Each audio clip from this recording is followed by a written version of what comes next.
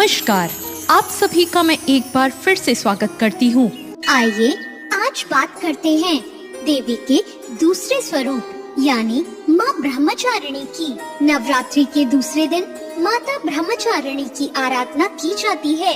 नवरात्र में माँ ब्रह्मचारिणी की पूजा करने से माता से तपस्या का वरदान मिलता है। माँ दुर्गा की नवशक्ति का दूसरा स्वरूप ब्रह्मचारिणी का है। यहाँ ब्रह्म का अर्थ है तपस्या और माँ दुर्गा का यह स्वरूप भक्तों और सिद्धों को अनंत फल देने वाला है। इनकी उपासना से तप, त्याग, वैराग्य, सदाचार और संयम में वृद्धि होती है। ब्रह्मचारिणी का अर्थ तप की चारिणी यानी तप का आचरण करने वाली है। देवी का यह स्वरूप पूर्ण ज्योतिर्मय और अत्यंत भव्य है। इन देवी के दाएं हाथ में जप की माला है और बाएं हाथ में यह कमंडल धारण किए हुए हैं। पूर्व जन्म में इन देवी ने हिमालय के घर पुत्री के रूप में जन्म लिया था और नारद जी के उपदेश से भगवान शंकर को पति के रूप में प्राप्त करने के लिए इन्होंने घोर तपस्या की थी। इस कठिन तपस्या के कारण इन्हें तपचारिणी अर्थात ब्रह्मचारिणी के नाम से अभिहित किया गया। 1000 वर्ष इन्होंने केवल फल फूल खाकर बिताए और कई 100 वर्ष केवल जमीन पर रहकर शाक का निर्वाह किया। इन्होंने बहुत से कठिन उपवास रखे और खुले आकाश के नीचे वर्षा और धूप के घोर कष्ट सहे। 3000 वर्षों तक टूटे हुए बेलपत्र खाए और भगवान शंकर की आराधना करती रही। इसके बाद तो उन्होंने सूखे बेलपत्र खाना भी छोड़ दिया।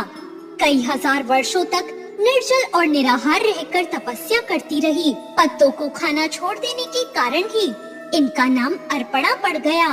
कठिन तपस्या के कारण देवी का शरीर एकदम क्षीण हो गया। देवता, ऋषि, सिद्धगण, मुनि सभी ने माँ ब्रह्मचारिणी की तपस्या को अभूतपूर्व पुण्यकृत बताया और उनकी सराहना की और कहा, हे देवी, आज तक किसी ने इस तरह कठोर तपस्या नहीं की।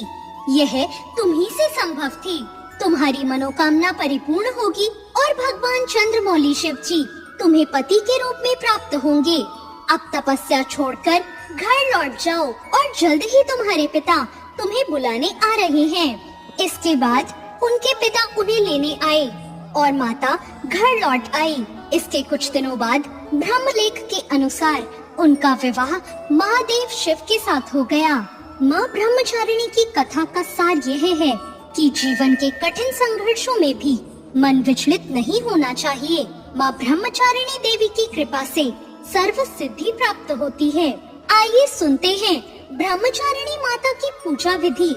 इस दिन सुबह उठकर नित्य कर्मों से निवृत्त हो जाएं और स्नान आदि कर स्वच्छ वस्त्र पहन लें। इसके बाद आसन पर बैठ जाएं और माँ ब्रह्मचारिणी की पूजा करें। उन्हें अक्षत, फूल, रोली, चंदन आदि अर्पित करें। माँ को दूध, दही, घृत, मधु व शर्करा से स्नान कराएं। माँ को भोग लगाएं।